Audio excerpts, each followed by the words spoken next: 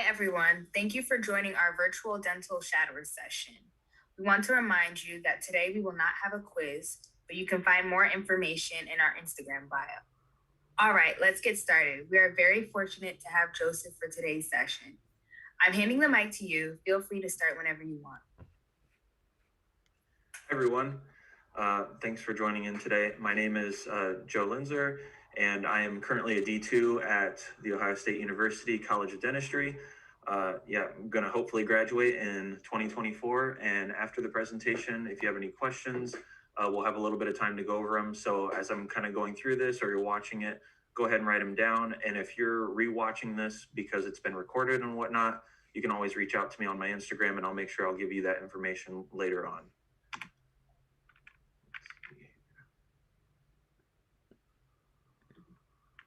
So some information about me. So I did my Bachelor's of Science. I did it in biology and I went to Cleveland State University, which I am a big fan of Cleveland just in general. I had a really good time. You can see a photo there in the top right of the West Side Market, which is like where I would do my grocery shopping and whatnot. It was always super fun living in a city and whatnot. Very different than where I was originally born, which was kind of small town Ohio, very rural, lots of cornfields and all that fun stuff. But yeah, I got lucky as when I was in undergrad and I got engaged with ASDA a lot. And so through that, I actually got a position as a dental assistant, as a pediatric dental assistant, which was a great time to learn a lot about behavior management. And they even let me do a little bit of ortho brackets and whatnot, just like changing out rubber bands and talking to patients, which was always really, really fun. And still, has a special place in my memory of like on my journey to dental school. But yes, now I'm at Ohio State University, College of Dentistry. And am I pursuing a specialty? Who knows? I'll talk about it a little bit more later as well. But it's kind of one of those things where I've only just finished a year. So it's still pretty early for me to even be thinking about it. But I want to stay open-minded and make sure I don't I want to make sure I have the best grades I can possibly get. And so, yeah, hopefully you enjoy those photos of Cleveland. They bring back some good memories, and I need to go and visit again here soon. So let's talk about the DAT. So the first thing I want to say is I used DAT Bootcamp, which I thought worked great for me. I liked the videos and whatnot, and you can kind of see in that photo, it looks like I'm working on OChem and man, I forget his name, but I mean, I was watching him every day for a long time. And anyways, the point I want to make is it is worth the money to spend on those type of prep materials. Also, if you can find a dental student at your, or not a dental student, but a pre-dental student at your university that might have extra resources, you could always like take their old Kaplan book. And I definitely did that as like an additional resource. When exactly should you take the DAT really depends on your mode and when you're trying to apply and whatnot. But definitely, I would consider doing it over a break. And so I took it twice actually. I took it, I think, after my sophomore year, like during the summer. And then I did okay, wanted a better score. So I took it again during winter break. And kind of how I did that also, I will say I had a job a lot of times during the same time I was studying for the DAT. So I was an RA at Cleveland State, which was a great experience for me. And I mean, obviously, like also great just relationship builder and just like professional building, public speaking, anything like that. And really helped out. But now, how many hours a day should you study? I would love to, if you can do it. And I know I've talked to a lot of people that say they're working full time or whatever. In an ideal world, I would love to, see someone study like 6 hours a day, maybe, and just like study, like going all in on those 6 hours and then doing something else. Like, don't completely, give up your quality of life to study for the DAT, but still prioritize it and make sure you're, getting it in. So studying effectively longer is not always better, kind of like I was mentioning, and make sure you're being aware of what the high yield stuff is too. What I mean by that is Gen Chem, for example, like those equations and those questions, especially for that you see on DAT Bootcamp, they're pretty similar. Not the word for word, but like the general view of the questions, they're pretty similar. Same goes with PAT. The ones that I mean, is more broad or might not be as high yield, if you want to call it that, is maybe biology. But hopefully, if you're a science major, you have a general bio understanding kind of just baked into who you are also. But yeah, definitely PAT, Gen Chem, and I'm going to even say QR are very, system based, as in if you work on them enough times and you understand the question types that they're trying to get you to learn, you're going to be okay. And QR, I really liked that they had, at least with DAT Bootcamp, they had like an equation list when I was taking it. And that equation list was very helpful in trying to attack different kinds of questions. And a lot of times it did actually help with the real DAT as well. So, and OChem, I'm gonna just say is for the DAT is it's straight memorization, like, and I have officially dumped that information. I can assure you that, but you need to know it for the DAT, no doubt. So how do you stay motivated when studying, or just in general? I kind of wanted to attack it more generally. Firstly, the stress is worth it. As someone that's been through undergrad and I've taken numerous evolutionary biology classes that, really delved into, evolution and whatnot, and has nothing to do with dentistry. So I've been stressed in that world and whatnot. It is worth it. There is a light at the end of the tunnel, especially when you're finally getting to the application season and maybe you get your first interview and whatnot. Just keep your eye on that prize and keep looking ahead, but also know it is definitely not a sprint. It is a marathon, and rest, physically and mentally. And the way that I want to describe rest is really important here, because it's not necessarily, you go and lay in your bed and just take a nap. Rest, what I mean by that is, what do you find joy in?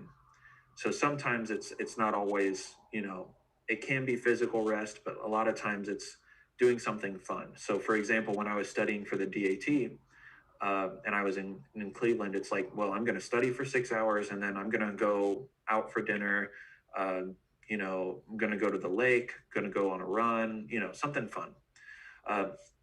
The pace that you go really does matter also. So if you're constantly stressed and constantly going at a high pace, you're not going to be able to feel like you're balanced, which is really, really important. And I mean, even in dental school, it's really important to stay balanced and figure out how you're going to do it and all that. So also the big thing on staying motivated, I feel like, is slaying the beast of comparison. And I write this like pretty sarcastically, but at the same time pretty seriously. Like, who cares? Like, at some point, like when you're comparing with other dental students, or if you're comparing with another pre-dental student, it's like, oh, you got a 28 on the DAT, good for you. Like, really, truthfully, like, good job. But like, that doesn't affect your interview cycle. That doesn't affect your application season. It doesn't affect anything with your application. So in a sense, seriously, like, who cares? So that's kind of what I mean by that. And then, yeah, going back to the stress being worth it, keep in mind that the ROI on dentistry is really high. And I feel like a lot of people, a lot of pre-dents, they already know that somehow, maybe through shadowing, but like, you are striving to get into a career where you are going to have a good life balance, and you're going to be working hopefully 9 to 5 or somewhere in there, and you're going to have a pretty nice, hopefully a pretty nice lifestyle, and that's what we're all shooting for. And you're going to be able to care for your patients very well and whatnot. So yeah, keep your mind on that as well, because that helps stay motivated, especially during hard classes or hard seasons. And then figure out why, for you specifically, you're pursuing dentistry.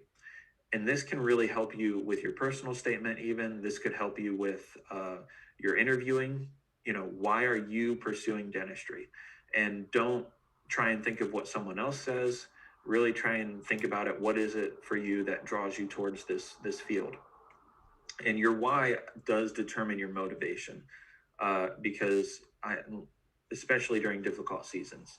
And if you haven't had a difficult season yet, it's good to prepare for one. And I don't say that as in a mean way, like, oh no, that difficult season, it's coming. But I mean it as in you're having a really good season. Like, there is no better time to prepare for a hard season than when you're on top of the mountain. So it's better than preparing once you're already in the valley. So that's kind of what I mean by that. So I really enjoy community service. And the reason I think that I find a lot of rest in community service. So keep that in mind in undergrad and in dental school. I'm going to say definitely try and translate it in if you can. But in undergrad, I worked with my local church, and I was with the kids, and I kind of did a security / check-in with the kids every day, as in when parents would go in to watch service or whatever, we would check in the kids with the teachers and whatnot. So really simple, but it was a weekly consistent thing that like added up over the years and like turned out to be a substantial part of my like community service stuff. And then also MedWorks was a dental clinic that I did in Cleveland. There is a photo of that right there.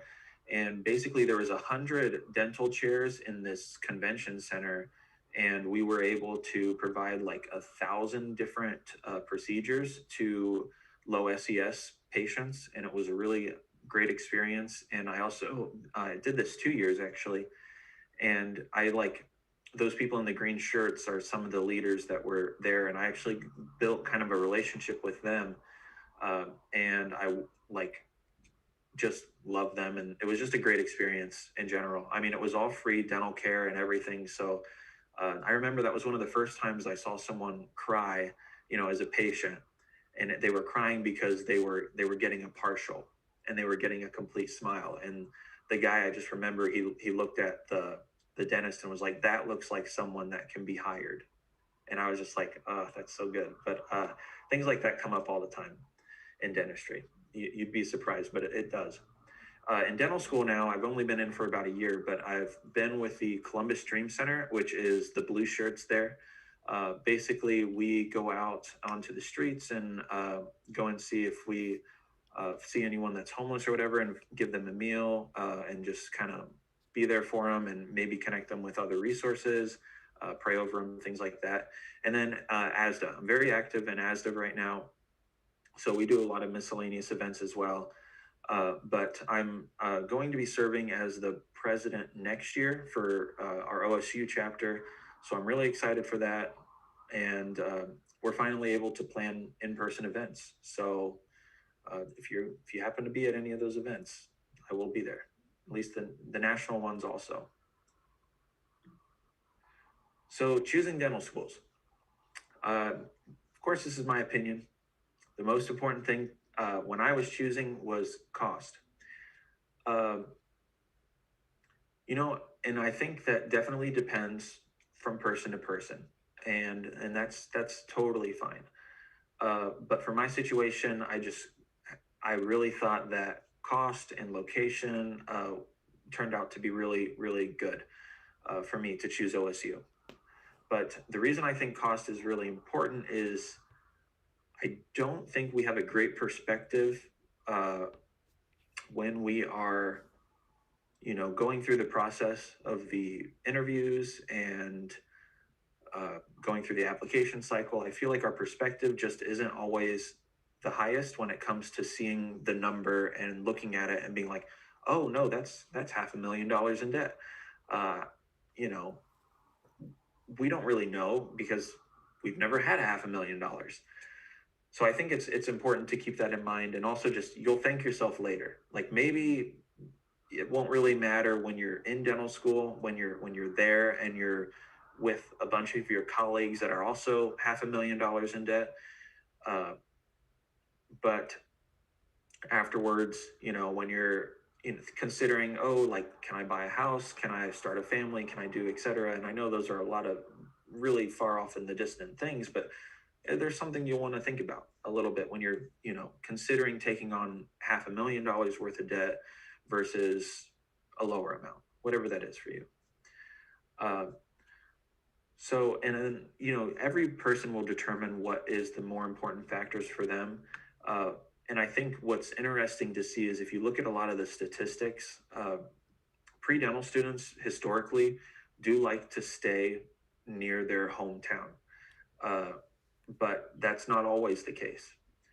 So, and I definitely want to say that's not always the case because there's some there's some states that don't have dental schools. So yeah, location is important. Things I wouldn't worry about is the theory about, oh, I got to go to dental school without specialties so that I get the best general dentistry training. I mean,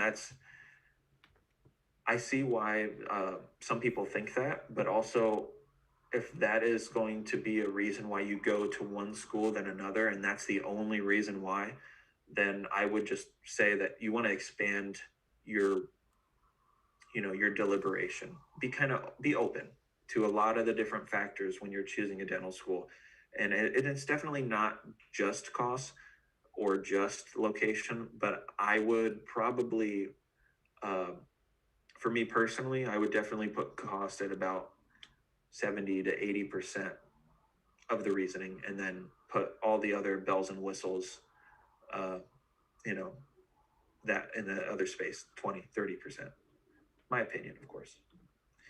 So choosing specialties, if you're a pre-dental student, the best advice I can say so far is to not choose yet. Don't get too locked down and put yourself in a box yet. Just really be open and try and think about what you want to do in general, because you have a while to go, and I am still learning about specialties. Like, for example, perio and prosthodontics and things like that. I have not even attacked any of that in dental school yet. So for me to say, I don't want to be a prosthodontist or I don't want to be a periodontist is pretty, for me, that would be pretty ignorant to say because I haven't even had that class yet. But so just stay open-minded and whatnot with all of that. Is success correlated with specialty in dental school? And I'll probably reframe that question a little bit too.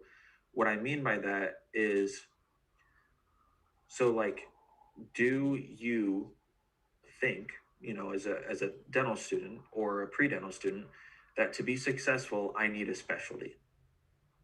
And the main point I want to say with this, and I've read a book on it, and I've read a couple books now, but anyways, the point is, how do you measure success? It's different for everyone. And then also, there's general dentists out there. Let's say you measure success financially. Okay. If you do, there's general dentists out there that are making more than oral surgeons. I promise you they exist. So definitely really think about what you want to do and what you're going to be, what you're best positioned to do. What is your calling? If your calling is pediatrics, then you should pursue it. If your calling is being the best general dentist you can be, then pursue that. But to correlate financial success with, oral surgery or periodontics or prosthodontics, like, you can't necessarily do that because, there are general dentists out there that are making way more than the oral surgeons. And it just really depends. GPA and class rank are a big thing in dental school, especially. And that does it does in a way put you in a couple different boxes depending on what specialty you would like to pursue. But I would say there's also a fair deal of other factors that go into it.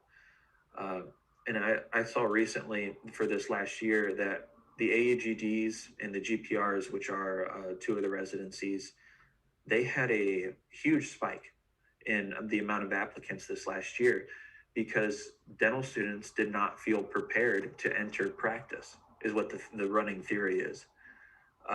which is really interesting to me. And then also I saw from the data, this is uh, strictly factual, that there are more people that apply for pediatric residencies than people that apply for oral surgery residencies. So that doesn't take into account the amount of spots that are available, but just hearing that was really shocking to me. So I have been exposed to pediatrics quite a bit so far, and also ortho, but that is just because I've worked in that office before. I'm in an ortho class right now. It is very interesting, very cool, but like I said, I don't want to put myself in a box yet with choosing a specialty. So at least here at Ohio State, there isn't really a typical day for what we do. But what I will say is what's really nice from, changing from undergrad to dental school is that our schedules are made for us, which is super nice because, you're told to, like this morning, I don't know, when I was on the Instagram, I was told, got to be in operative lab at 7:30 a.m., which is, it sucks obviously, but like at the same time, like I didn't have to sign up for classes every semester and whatnot. So it's a very set schedule and whatnot. But it changes day to day. And instead of having like a class that might be an undergrad, like a Monday, Wednesday, Friday class, for example, the class I was in today, operative, we only have it on Tuesdays. Or no, today's Thursday. Sorry, we only have it on Thursdays. But it alternates from 7:30 one week, and then the next week it's 10 a.m. because we are split right now in half as a class because of COVID. But yeah, and other things, it's very internally motivated, especially right now over the summer. And what do I mean by that is just a lot of asynchronous lectures. And if you don't know what an asynchronous lecture is, it's when you're watching a lecture and it's not live, or I don't have to have my camera on, or I don't have to, I can watch it whenever. I can watch it at 3 a.m. or, 2 p.m. But yeah, this summer has basically been almost all asynchronous lectures, which you really just feel like you're taking online dental school, which in a lot of ways you are.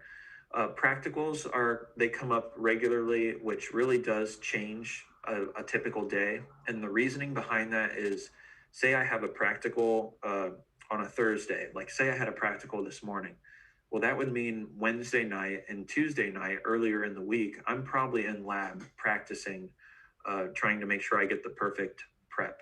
And trust me, if I am not in lab practicing Tuesday and Wednesday, it will show come the practical Thursday morning. Also, this 3 to 4 days of being in the lab every week, it really, like I said, it does depend. But at least for D1 year, we were in lab 3 days a week, and it was Tuesday, Wednesday, Thursday. And that was in the morning. But then say there was a practical or something, I would definitely have to show up in the evening. And my time I like going in and practicing the best is between 7 p.m. and 9 p.m. is when I like going in and trying to figure out how I'm going to pass the next practical. Lectures range week to week, really, really ranges. Some weeks you'll have really difficult lectures and it will just be like slammed, or you might have all exams. So usually they're spaced out, like I said there, but sometimes they're not spaced out. But luckily, our school, they have a requirement where you can't have more than 4 exams in a week, which still sounds like a lame requirement in a lot of ways, because 4 is still a lot. Like, don't get me wrong, but I'm happy it's there, because 5 would be even worse. So I think that is it for the formal part of the presentation, but I will answer some questions and answers. I feel like I might have flew through that pretty quick, but yeah, there's my information also. You can either email me or Instagram me as well, but let's answer some questions if we have any. All right, so our first question is, what were some of the more common questions during the interviews? What was Ohio State's interview like? Sure. So Ohio State's interview is a MMI interview, multiple mini interviews. And it was for me a lot of students, which is something to keep in mind. Um, but it was basically you're going to spend about a minute or so at each station, and there was 4 stations, and they're going to talk to you about a topic. It could be anything. They could be asking you like a hypothetical situation about a patient, a hypothetical patient, or it could just be asking you an open-ended question and you just talking for a little while. But the best thing I would recommend for that is to also make it a conversation a little bit, because these dental students and even the faculty member I had, they want to choose someone that they are going to enjoy being around for the next 4 years.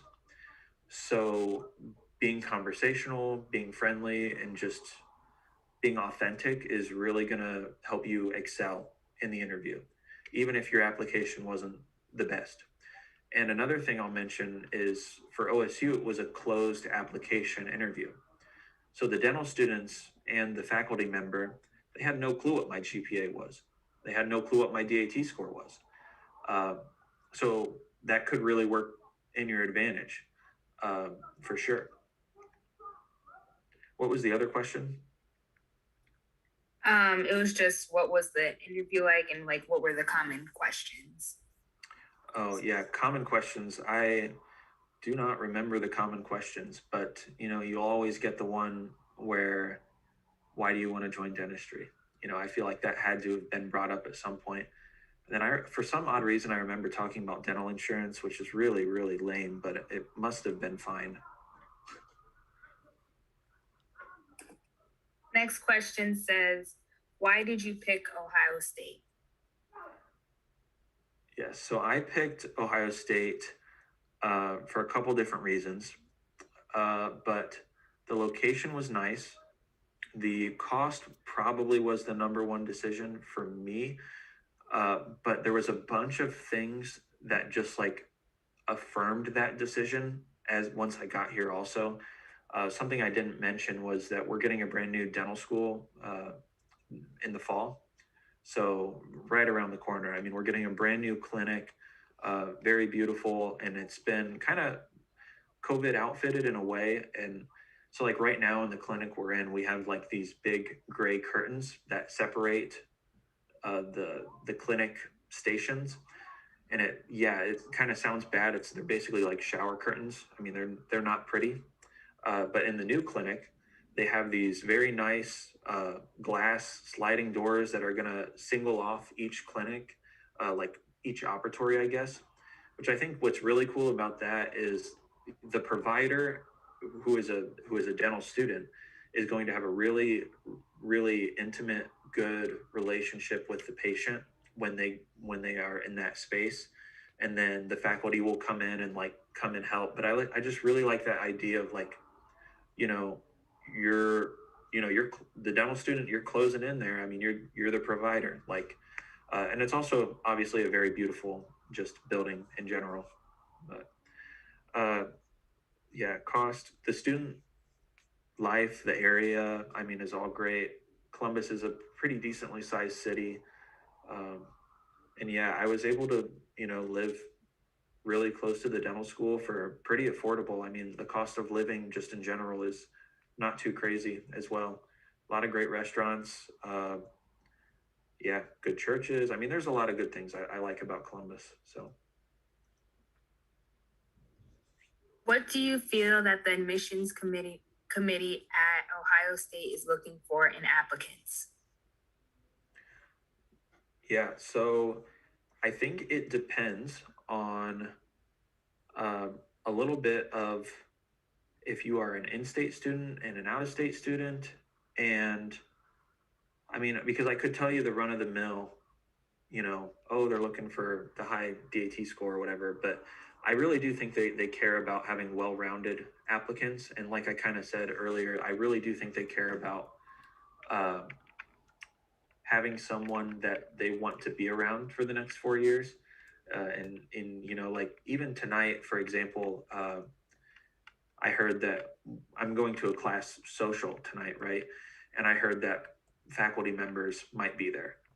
So when I say like hang around, I really mean like, you know, uh, be around. So yeah, being well rounded and just, I don't know, if you're an out of state student, they might want a higher DAT score, but also keep in mind there's a lot more out of state applicants. So like, and a lot of them say no to coming to OSU later on, like way down the road. I mean, the in-state students historically, like, there's a higher chance that they'll say yes. But the out-of-state students, they might have applied to a million different schools, and they might have, they might be from Washington or some other state. So if you're seriously considering OSU, uh, just be patient, especially as an out-of-state student. Hopefully that helps. I know I kind of went all over the place with that. How can we get involved with ASDA? Yeah, so ASDA is a national organization that is definitely for pre-dental students as well. So I would say going online to the ASDA website and signing up for ASDA, it should be roughly $91 for a pre-dental membership. And you will be getting an online copy of Contour, and which is the magazine for dental students. And you'll also be getting a how to apply to dental school like booklet, which is usually really really nice, and they have all the statistics for like every single dental school, so that you'll know exactly what the stats are for a given dental school that you're applying to. But as far as getting involved with like dental schools, what you really want to look out for is something called pre-dental days. So OSU has a pre-dental day that comes up every year. We might do. I don't remember the date right now off the top of my head for our next one, but a lot of universities do them, and they're open to anyone that is in ASDA. I used to come to OSU's actually as a pre-dental student when I was in, but I was obviously doing my undergrad in Cleveland. So that's how you can get involved with ASDA. And then also some schools, some undergrads have ASDA chapters, and some of them have like unofficial pre-dental chapters. Get involved with that also. I would say reach out to whoever if you have a pre-professional advisor at your university, that would be the most ideal person to reach out to.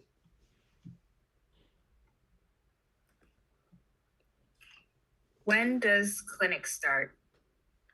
Yeah, clinic starts for me in the beginning of your D3 year. So I am just now starting D2 year. So basically, the way it works is I have to finish D2 year, fingers crossed, and then take competencies, which is basically I have to perform every single thing I have learned clinically on a type of a fake teeth set, and have to be clinically competent for everything I do. And then I also have to take a test that is, like a written test over everything that I have learned in my first 2 years of dental school. And then after I pass, the clinical component and the written component, then I can start seeing patients in my D3 year. So I have, still pretty much a solid calendar year before I can even start seeing patients. How do you get your patients? Do you find them, or would you have to book them yourself? So yeah, luckily for OSU, we have a pretty good patient base, which is actually a pretty popular question that people like to ask in interviews, like how do you get your patients? But they get passed down to you from a graduating D4. So a lot of times they're already established at the school, and they are pretty aware of like that another student is going to be reaching out to them and that they're going to be switching providers, which is nice. Um, But then also, like, if you really wanted to pass out business cards, you could pass out business cards, but there's not really a huge need for that. You're going to be okay, especially here. But I can't speak for other dental schools, you know. What is something that you struggle with in dental school? Oh, easy question. Giving me a low ball. I struggle with a lot, guys. Come on. Anatomy was rough the first year, especially the first semester. I did not know dental school was going to have so much embryology. Like, I don't know if it's OSU or if I don't know what it was, but I was not picturing all this embryology that, a lot of times, or at least to me, it looked like, just blobs of stuff, and I had no clue what the heck was going on. Eventually you get it, like, and it all makes sense. And even my exam today that I took actually had a lot of embryology on it still. And we're a year into this and I'm still getting it. But and hand skills, of course, does not always come naturally. So I personally struggle with right now amalgams. Amalgam fillings are kind of a thing for me where it's kind of difficult, especially when you're, if you can imagine this, when you're working on a maxillary tooth and you are working through a mirror. So you're working through a mirror, kind of upside down, reversed, and you're trying to pack amalgam into someone's, fake tooth and hope that it stays. And then on top of that, you got to make sure it looks pretty. And so in dental school, they really work on you getting the correct occlusal anatomy and the correct marginal ridge, which is the edge of the tooth, right? And that can be hard, especially getting that marginal ridge to look right, especially when you're upside down through a mirror, looking through your loops. That's been a challenge for me, no doubt. What is the range of cases you might see in clinic? The range of cases? Yes. Cool. Yeah, so it depends on your year and what you're able to do, but there's certain requirements that you have to fulfill when you're in clinic, like a certain number of restorations. But a lot of times you'll see restorations, dentures, partials, all those cases. But a lot of times you're going to have to treatment plan yourself. So if I'm getting a patient passed down to me that has a bunch of caries, I'm going to have to treatment plan that patient, and I'm going to be their provider. Uh, that's my patient. Primarily, I'm not going to refer them out for anything unless if it's like an implant or something. Uh, and so like you could be doing a crown, you could be doing an amalgam filling, composite filling, extractions, you could be doing that. So there's a lot of different things that can come up, a lot of different cases, and you're just going to have to treatment plan one step at a time. And even if you do refer out to do something else, you're going to have to know what's going on with the patient before you refer to like oral surgery or something else. They're going to want you to know exactly what you're referring out. And then our last question is, how do you suggest improving manual dexterity? Yeah, I think a lot of times it's just practice. I would love to say, like, just pick up the violin and like start playing the violin and playing the piano, and it's gonna like make you an amazing dentist. It doesn't quite work like that. I would say once you get in dental school, and because I believe everyone will, once you get in, just stay with it. Don't get discouraged, and go in and practice. I found my time to be between 7 p.m. and 9 p.m. at night when I like to go in and practice. The reason I like that time is because I don't study well during that time. Like for me to sit down and read a textbook at that time just doesn't work well. So go in and practice, and yeah, you will get it. Ask lots of questions. And when something is bad, when you have a bad prep, and it will happen, or when you have a bad composite or a bad amalgam, still take it to faculty and see if they will review it for you, but still take it to them, because you need to get that negative feedback. And don't get discouraged, because I very rarely get any sort of positive feedback when it comes with clinical work, but they care about you because they want you to be the best you can be. So that's why they do it. But don't get discouraged.